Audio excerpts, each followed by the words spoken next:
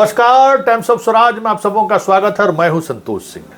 और आज हम टाइम्स ऑफ स्वराज की सीधी बात में चर्चा करने जा रहे हैं कि आखिर अचानक राजनीति इतनी गर्मा क्यों गई है। झारखंड से एकमात्र जदयू के प्रत्याशी जो जीत कर आए हैं सरयू राय, आज उन्होंने भी बीजेपी को लेकर तल्ख टिप्पणी की है कि प्रदेश बीजेपी नेतृत्व ने सिर्फ असहयोग ही नहीं किया, कई तरह के ऐसे उनके कार्यक्रम रहे जिनसे मुझे नुकसान भी हो सकता था। हम दोनों फ्रंट पर लड़ रहे थे और निशाने पर कहीं न कहीं अमित शाह भी था। तो एक वहाँ फ्रंट अचानक बीजेपी को लेकर खुला है। बिहार में देख ही रहे हैं कि चिराग को लेकर आनंद मोहन का अचानक अलग तरीके का बयान आना, फिर बलियाबी का राष्ट्रीय महासचिव बनाया जाना, कई ऐसी बातें हुई हैं जिन बातों के सहारे और आज एक इशारा कहा जा रहा है कि सर नीतीश कुमार बैलेंस हमेशा बना कर रखते हैं। हाल के दिनों में कुछ उनके बयान से भी और कुछ ऐसे मुद्दे आए जिन मुद्दों पर थोड़ा एग्रेसिव हुए केसी त्यागी, तो उनकी विदाई हो गई, विदाई मानी जाएगी। लेकिन ये 72 घंटे के दौरान ललन सिंह के उस मुस्लिम वाले बयान के बाद जब यहाँ मदनी आए हुए थे, ठीक उसी समय में ललन सिंह का भी मुजफ्फरपुर में बयान आया। उस बयान के बाद जो नीतीश कुमार की जो राजनीतिक शैली रही है बिटवीन द लाइन, वो लगता है कि उसकी कोशिश फिर से वो जदयू के अंदर, मतलब इस बार उनकी लड़ाई जदयू के अंदर है कि वो जो एक, हालांकि उस लकीर को उन्होंने खुद खींचा है। पब्लिक डोमेन में कभी उन्होंने नहीं कहा कि विजेंद्र यादव जी जो है हमको ले गए थे राजद में और संजय झा ले गए तो उस बार हमको वहाँ, वो खुद इसको पब्लिक डोमेन में लाए। तो क्या लगता है कि नीतीश कुमार के अंदर चल क्या रहा है? हाँ, तो मैं ये कह रहा था कि नीतीश कुमार इमेज कॉन्शियस नेता हैं और बिहार में जब से लालू विरोध की राजनीति शुरू हुई, मैं ये जॉर्ज फर्नांडिस साहब की बात कर रहा हूँ, जब बीजेपी की बैठक हो रही थी मुंबई में, जहाँ गए थे नीतीश कुमार से, वो उस समय से दोस्ती हुई चली साथ में।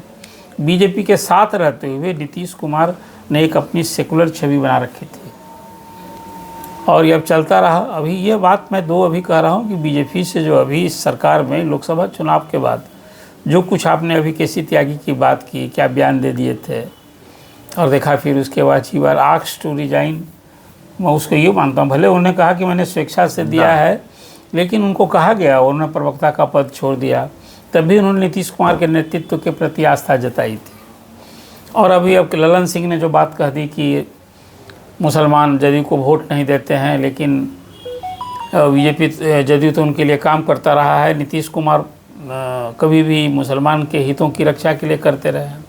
पार्टी की ओर से भी एक तरह से कहिए कि ललन सिंह के बयान को कवर अप करने की कोशिश हुई और ये भी बयान देखने को मिला, कहा कि नहीं भावनात्मक वो कह दिए थे, वो कभी मुसलमान, ये तो पार्टी, मैंने उस दिन भी मैंने से कहा था कि पार्टी कभी ललन सिंह के बयान को ओल नहीं करेगी कि मुसलमान जदयू को वोट नहीं देते हैं। ये बात हालांकि बाद में ललन सिंह ने भी सफाई दी, अपने उस बयान को थोड़ा सा जिसको कहिए कि रफ्फू करने की कोशिश की। अब इधर बलियाबी को एक नया फिर दायित्व मिल गया, वो राष्ट्रीय महासचिव बन गए हैं, आपने इसकी चर्चा कर दी। इधर सरयू राय जो जदयू के में शामिल हुए, पिछले चुनाव में उन्होंने रघुवर दास को हराया था और इस चुनाव के दौरान भी संतोष जी चर्चा सुनने को मिल रही थी, खबर थी कि वहाँ सरयू राय को इस बार पिछले चुनाव से ज़्यादा डिफ़िकल्ट सिचुएशन है। वो इसलिए कि आंतरिक तौर पर रघुवर दास का विरोध झेलना पड़ा। एक तो जिस कंस्टिट्यूंसी से वो रघुवर दास को हराए थे, उस कंस्टिट्यूंसी से उनकी बहू लड़ रही थी, पुत्र वधू लड़ रही थी, और यहाँ खुद सरयू राय अपनी पुरानी कंस्टिट्यूंसी में थे। तो एक तरफ लोग मानते थे कि भाई जो चीफ मिनिस्टर को हराया है तो फिर उसको बन्ना गुप्ता को हराने में बहुत दिक्कत नहीं होगी और सरयू राय की एक अपनी पहचान है वो चुनाव। लेकिन ये चुनाव उनके लिए थोड़ा ज़्यादा डिफ़िकल्ट हो गया है, ऐसी खबर थी, फिर जीते भी। लेकिन आज तो उन्होंने अपना अनुभव साझा किया है, खुद चुनाव लड़कर जीत कर आया व्यक्ति यदि कह रहा है कि बीजेपी से जो अपेक्षा थी, अपेक्षा तो छोड़ दीजिए, एक तरह से उन्होंने बताया कि उन्हें भीतर घात उनको, ये पहले से भी चर्चा थी। अब रही बात, आज आपने चेतन आनंद विधायक हैं, उनकी बात आपने कर दी कि अभी चिराग पासवान पर जिस ढंग की आज टिप्पणी की है और कहा कि भाई लवली आनंद का जब वो चुनाव था उसमें 4 बार वो प्रोग्राम देकर गए, वहाँ हेलीपैड बन गया था, तब भी नहीं गए। और अभी जब मांझी जी की कंस्टिट्यूंसी में जब अभी वोटिंग हो रही थी, वहाँ पासवान कैंडिडेट एक दे दिया था जनसुराज ने, उसको 35-37 हज़ार वोट आया और ये गए नहीं। आखिर क्या ध्येय और उद्देश्य है? क्या वो एनडीए में हैं कि नहीं, कि वो अपना ये देश कहिए कि डबल रोल कर रहे हैं? तो ये सारा सवाल जो अभी चर्चा आपने की है, ये दर्शाता है कि एनडीए में सब कुछ ठीक ठाक नहीं है। और अब चुनाव में जाना है। नीतीश कुमार ने भी अपने आवास पर एक बैठक की थी और उसमें ये कोशिश की थी कि एनडीए एकजुट है, एकजुटता का संदेश दिया, संकल्प लिया। ये जो 4 सीटों के लिए उपचुनाव हो रहा है उसके पहले ही किया, और उनकी तैयारी तो अब स्वाभाविक है ना, 2025 के लिए कर रहे हैं। तो बलियावी को जो दायित्व दिया है वो मुसलमान वोट को करने के लिए। आपने देखा अभी वक्फ संशोधन बिल पर जो जेपीसी बनी हुई है वो बिहार भी आने वाली है। हाँ। मेरी अपनी सूचना है कि राजनीतिक तौर पर उसे बिहार आने की मनाही हो गई। नीतीश जी को रास नहीं आया होगा, इसलिए कि मुसलमान लोग पहले ही से मुस्लिम लीडर्स नीतीश कुमार से हिसाब किताब मांग रहे हैं। संसद में जो वो बिल आया था तो ललन सिंह ने तो सपोर्ट किया था। हाँ। और ललन सिंह जो कुछ बोल रहे थे वो जदयू के बिहाफ में बोल रहे थे। तो एक जदयू का तो क्या स्टैंड है, मतलब है कि मुसलमान वोट भी चाहिए और बीजेपी जो कुछ कर रही है वो करती भी रहे, यही न रोल है बीजेपी का। लेकिन नीतीश कुमार अपने पूरे राजनीतिक कदमों से संतुलन बनाकर चलते हैं, उनकी अपनी अहमियत कायम रहे, हर नेता चाहता है। अब तो इस बार के लोकसभा के चुनाव के बाद तो जदयू थोड़ा सा अपर हैंड हो गया है कि बिहार में जदयू और बीजेपी अब कोई एक दूसरा बड़ा भाई छोटा भाई नहीं है, दोनों के बड़ा बड़ा एमपी हैं। और मुख्यमंत्री नीतीश कुमार हैं, 10 बार बने, 11वीं बार बने, इसके लिए बीजेपी ने उनके नेतृत्व में चुनाव लड़ने की बात पहले ही कह दी है। लेकिन कुल मिलाकर जो अभी एक स्थिति कहा जा सकता है, अभी साल भर है आम चुनाव का, लेकिन जो स्वर अभी सुनने को मिल रहे हैं इसके आप कह सकते हैं कि एनडीए में अभी, अब देखिए अभी जीतनराम मांझी जी का बयान नहीं आया है कि वो चिराग पासवान के बारे में, इस उपचुनाव में तो उनकी प्रतिष्ठा बच गई, अब उनका ख्याल क्या है? देखिए यही बहुत बड़ी बात है सर कि चिराग को लेकर नीतीश तो सहज नहीं है। 2020 का जो पीड़ा है वो पीड़ा अभी भी झलक जाता है।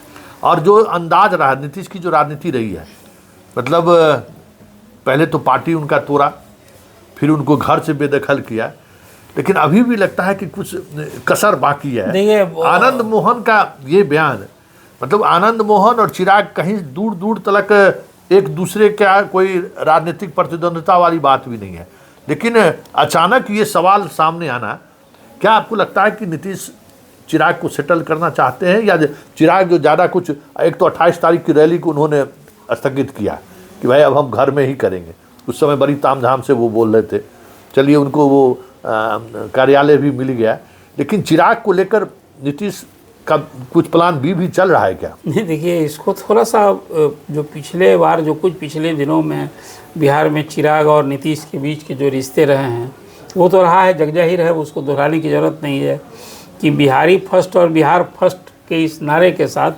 वर्चुअली वो चिराग ही फर्स्ट एक सीएम के रूप में प्रोजेक्ट करने का किसको लालसा नहीं होती है। और नीतीश कुमार को राजनीतिक रूप से जितनी क्षति पहुंचानी थी वो भरसक कोई कोर कसर नहीं छोड़ी है चिराग ने। लेकिन आज की तारीख में मानता हूं कि भविष्य के जो राजनीति बिहार में है उसमें अब जो अगला विधानसभा का चुनाव होगा और लोकसभा के चुनाव में चिराग का स्ट्राइक रेट 100% रहा है। लोकसभा की 5 सीटें जिसके पास है तो असेंबली के हिसाब से तो 30 सीट बनती ही ना है। पिछली बार इसी 30 सीट के लिए संबंध टूट गया था और जब नीतीश जी तैयार नहीं हुए, इवन 4 बार चिराग ने नीतीश कुमार के यहाँ मिलने का समय मांगा था। मैं उस समय के कालखंड को बहुत नज़दीक से जानता हूँ।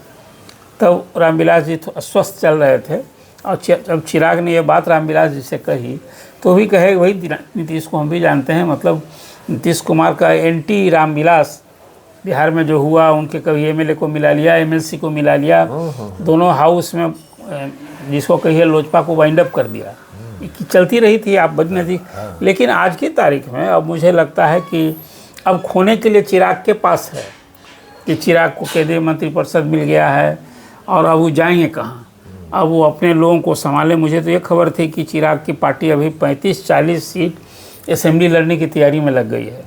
30 तो उसका स्वाभाविक दावा बनता है। और ये जो कुछ करेंगे, मैं आपसे ही चर्चा पहले भी कर चुका हूँ कि अब चिराग का तो पूरा अप्रोच ये ना होगा कि अब बिहारी फर्स्ट, अब बिहार फर्स्ट नहीं नीतीश फर्स्ट होगा। लेकिन जो संकट है सर, जो देखिए मटिहानी, याद होगा कि मटिहानी में कुछ दिन पहले ये गए थे और उन्होंने अपने उम्मीदवारों की घोषणा कर दी। जो निशाने पर है मटिहानी, कल्याणपुर महेश्वर हजारी की सीट, रोसड़ा हम जो बीजेपी की सीट है, जो पहले चिराग के भाई या बाकी लोग चुनाव लड़ते थे, उसी तरीके से कुशेश्वर स्थान, क्योंकि ये चिराग का परंपरागत सीट है और उस इलाके की राजनीति में अगर बने रहना है तो यहाँ इन सीटों पर इनका लड़ना भी मजबूरी है। ये अगर उस इलाके में नहीं, देखिए गंगा के इस पार वाले इलाके में जो उछल कूद कर लें, वैशाली के इलाके में जो भी उछल कूद कर लें, इनकी राजनीतिक विरासत जब तक समस्तीपुर, खगड़िया और बेगूसराय में और दरभंगा का जो सटा हुआ इलाका है, उस इलाके में जब तक वो नहीं, उनको मतलब स्वीकारता मिलेगी। अब जैसे शहरबनी में कर रहे हैं पारस कार्यक्रम, समझिए कि एक बड़ी चुनौती इनको है घर में, क्योंकि अभी भी भले वो अपनी बड़ी माँ को जाकर गले लगा लें, बात कर लें, लेकिन शहरबनी में कौन पासवान है, कौन मांझी है, ये पता पारस को ही है। पारस जी के अलावा हाँ, ये जो सियासत है, मैं इसको इस रूप में देखता हूँ। देखिए, एक तो मटिहानी की बात है कि राजकुमार सिंह वहाँ लड़े थे। राजकुमार सिंह की खुद की एक पारिवारिक पृष्ठभूमि, क्या पहचान है, किसी से छिपा नहीं है। अब वो लोजपा से इकलौते विधायक थे जो जीते और जदयू में मिल गए।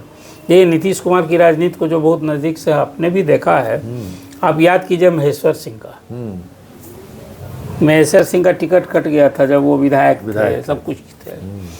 तो यही राजनीति, इसी को कहते हैं, अपनी कुर्सी संभालनी और बचानी और भविष्य संभालनी हो, तो किसी 2-4 का गर्दन कट जाए तो कहीं कोई संकोच करता है क्या ना।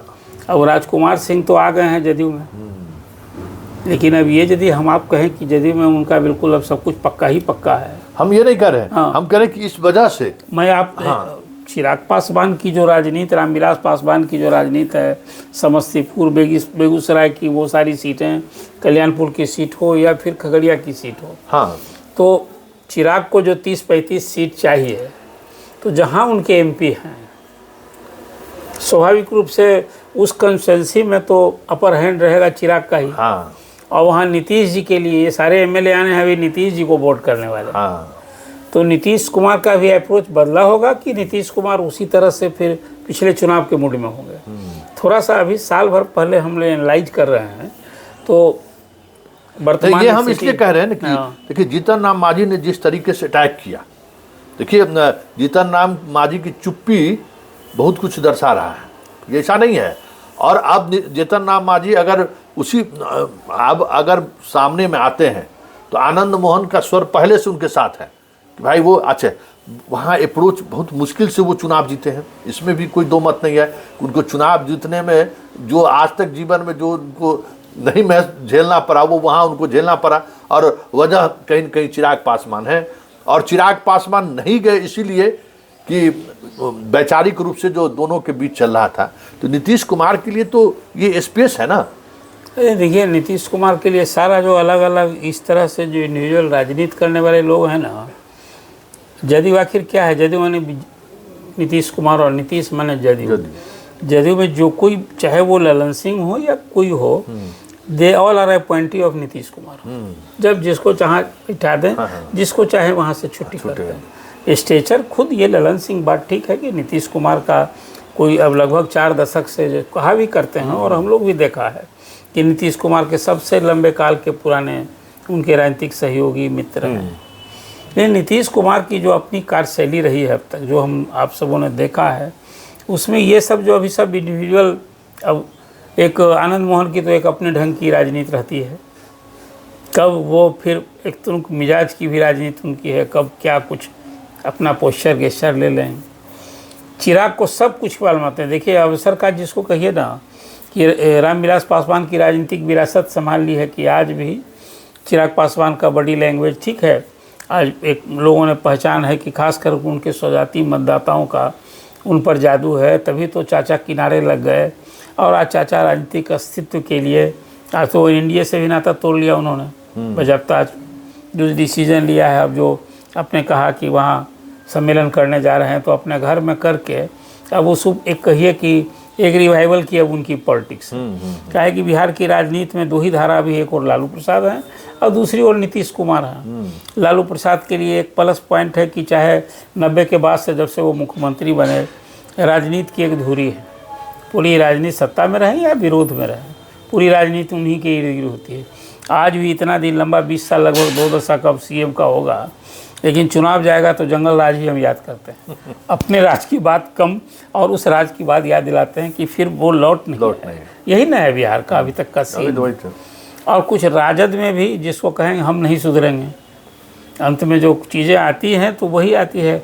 भले तेजस्वी कहते रहें कि हम A to Z बनाएंगे, A to Z की पार्टी बनाएंगे, लेकिन अब उससे अलग कहाँ हो रहा है। फिर अभी बेलागंज संभालना होगा तो लालू भी गए और शहाबुद्दीन के बेटे को ही बुलाए। तो इससे छवि बन रही है, अब दुरुस्त हो रही है, सुधर रही है। ये राजद को तय करना है। ये कुल मिला कर भी जो इधर उपचुनाव के नतीजे के बाद जो कुछ चर्चा, जिन नेताओं के बयान कुछ अब तो शुरू हो गया है ना। हम सब लोगों के लिए, मीडिया के लोगों के लिए भी तो कुछ खुराक चाहिए ना। लेकिन अभी बहुत लंबा अभी कुछ समय है, अभी कोई एक लॉजिकल लेंथ तक थोड़ा और बढ़ने दीजिए तो इस विवाद को, इस टकराव को, इस तनाव को, अब तो आपको लगता है कि अभी पौधारोपण शुरू हुआ है। थोड़ा और इसको मैच्योर्ड होने दीजिए, तब इसका किसको इफेक्ट करेगा, किसको लाभ मिलेगा, किसको हानि होगी, तब चर्चा की जाएगी। देखिए, लेकिन एक बात जो जिन बातों को लेकर सबसे ज़्यादा चर्चा हो रही है कि छठ में जेपी नड्डा आए थे बिहार, तो चिराग से मिलने गए थे और उस दौर में भी चिराग को कहा गया था कि आप जीतन राम मांझी के कार्यक्रम में जाइए, वो भी एनडीए घटक दल के नेता हैं और भारत सरकार में मंत्री भी हैं। कहा जा रहा है कि उस उनके जेपी नड्डा के भी उस बात को चिराग ने नकारा है। फिर जो बातें सामने आई, जो आनंद मोहन ने जो और उनके बेटे ने जो आज खुलासा किया कि शिवहर के चुनाव में भी 3 बार हेलीपैड बनकर तैयार रहा और ये नहीं गया। हालांकि मीडिया में उस दौर में ये खबरें बड़ी दबी जुबान आई थी। तो मतलब अब देखना ये होगा कि जिस सियासत का बीजारोपण आनंद मोहन के सहारे करने की कोशिश शुरू हुई है, क्या 2025 के चुनाव से पहले किसी खास विषय को लेकर, क्योंकि चिराग उन्हीं कॉन्स्टिट्यूएंसीज पर नज़र उनका है जिस कॉन्स्टिट्यूएंसी से नीतीश कुमार के विधायक चुनाव जीतकर वर्षों से, क्योंकि एक बात हम अपने दर्शकों को बता दें कि जब रामविलास पासवान की उनकी चाबी कुंजी लेने की जब बात हुई 2005 के चुनाव में, तो पहली चुनाव में तो नरेंद्र सिंह और सब लोग जब साथ आए, तो उसी दौर में उन्होंने रामविलास पासवान के परिवार में भी सेंधमारी किया। उसी दौर में महेश्वर हजारी भी आए, शशि हजारी भी आए, रामसेवक हजारी भी आए, जो बहुत ही नज़दीकी रिश्ता था रामविलास पासवान से, और रामविलास पासवान को राजनीतिक तौर पर विदाई दे इस मुहिम में उन्होंने उनके परिवार के लोगों का भी इस्तेमाल किया।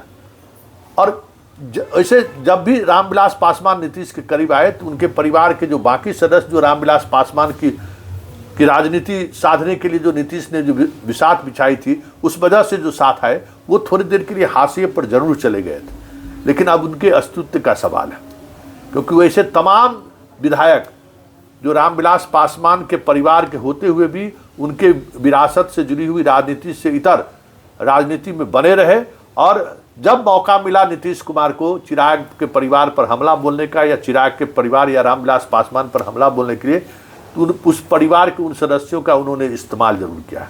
अब देखना दिलचस्प होगा कि नीतीश कुमार के लिए मतलब 2 ही विकल्प हैं, या तो वो चिराग से सीधे सीधे तौर पे जो एक्शन वाली जो स्थिति होती है या तो उस मूड में आए, या नहीं तो फिर उनके जितने लोग हैं दरभंगा, समस्तीपुर, बेगूसराय, खगड़िया के इलाके में, उन इलाकों में जो उनके विधायक हैं, उन विधायकों से दूरी बनाने की ज़रूरत उन्हें पड़ेगी अगर चिराग को वो स्वीकार करते हैं तो ऐसी स्थिति में आने वाले समय में इसमें तो एक उदाहरण पैड न कर लीजिए। अभी लोकसभा के चुनाव है, एक और महेश्वर हजारी का लड़का लड़ रहा था, हाँ और दूसरी ओर चिराग पासवान की कैंडिडेट थी सांबी चौधरी, और कैबिनेट में अशोक चौधरी की सुपुत्री थी। नीतीश कुमार ने किसको चुना?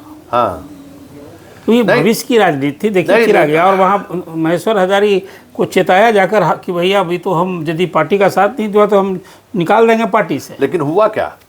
नहीं तो वहाँ चिराग पासवान की कैंडिडेट जीत नहीं, चिराग जीत नहीं। एक बार के बाद नीतीश कुमार के कई कार्यक्रमों का रोड शो तक हुआ, लेकिन रोड शो कैंसिल हुआ। वो नहीं, उसके बाद भी तो नीतीश कुमार महेश्वर हजारी को माफ कर दिए। नहीं, वोट मांगने गए थे ना नहीं मांगने गए, लेकिन उसके बाद जो कार्रवाई की बात की तारीख में महेश्वर हजारी असहज हैं अभी सरकार में। वो असहज हैं, लेकिन कार्रवाई अभी तक नहीं हुई। ये मैं आपने जो बात अभी उठाया है कि जब चिराग नजदीक हो जाएंगे, ज्यादा नजदीक हो जाएंगे नीतीश के लिए, तो जिन लोगों का इस्तेमाल, पार्टी जब तोड़नी थी तो महेश्वर हजारी का इस्तेमाल किया था नीतीश कुमार। हाँ, चंद दिन पहले ही।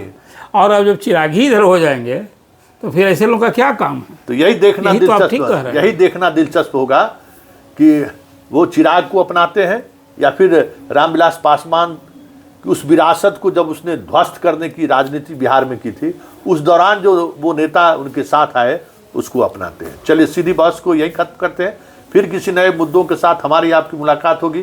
फिलहाल इजाज़त दीजिए, नमस्कार।